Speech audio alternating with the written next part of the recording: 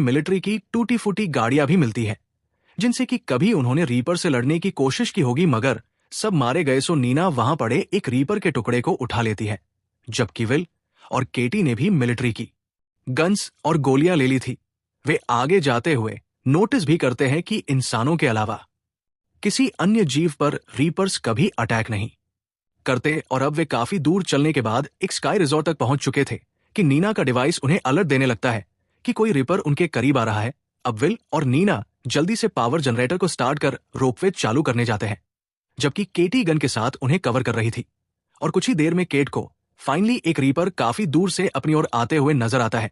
केटी उस पर जल्दी से ग्रेनेड भी फायर करती है, मगर उसका निशाना चूक गया था और वह रीपर अब तेजी से उन्हीं की ओर आने लगता है। हालांकि विल ने अब तक पावर चालू कर दी थी और नीना जल्दी से एक रोपवे में बैठ आगे जाने लगते हैं।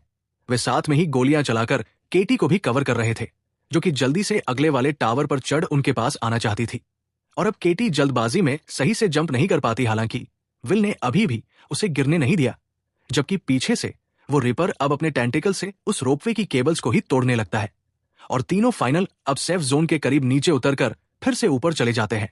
उन्होंने अपना आज का टारगेट पूरा कर लिया था। हालांकि केटी डरी हुई थी, क्योंकि वे उस रीपर से बाल बाल बचे और उन्हें कल फिर से डेंजर जोन में जाना होगा। वहीं नीना अपनी रिसर्च शेयर करती है कि कैसे पिछले 9 सालों में उसने पाया कि ये रिपर्स इंसानों के अलावा किसी अन्य जीव पर अटैक नहीं करते, हुए तो इंसानों को खाते भी नहीं, बस जान से मार देते हैं।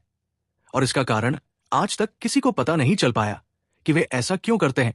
इसके अलावा नीना के अनुसार ये जीव पृथ्वी के तो नहीं हो सकते। उसने जितनी भी इनकी बायोलॉजी रीड की है, तो उनका ओरिजिन किसी अन्य एलियन प्लैनेट से होना चाहिए।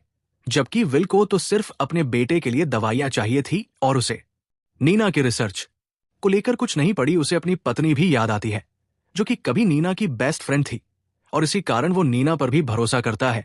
अब अगली सुबह तीनों फिर से अपने सफर को कंटिन्यू करते हैं। उन्हें फिर से सेफ जोन से नीचे जाना था। और रीपर्स कितने खतरनाक है, वे कल के अटैक में देख चुके थे। यहां एक और प्रॉब्लम जब नीना उन्हें रिवील करती है कि यहां अंडरग्राउंड माइन में आने के बाद उसका रिप को डिटेक्ट करने वाला डिवाइस भी बंद पड़ गया है, यानी कि अंदर उन्हें पता भी नहीं चलेगा कि रिप उनके कितने करीब है। इसके अलावा उनकी छोड़ी गई कार्बन डाइऑक्साइड से वो रिपर उन्हें और जल्दी ट्रेस कर लेंगे, यानी कि माइन के अंदर और ज्यादा खतरा है। लेकिन अब खतरा होने के बावजूद तीनों एक साथ माइन से होकर आगे बढ़ने लगते हैं। वे एक एक लेवल कर डेंजर लाइन के नीचे तक आ गए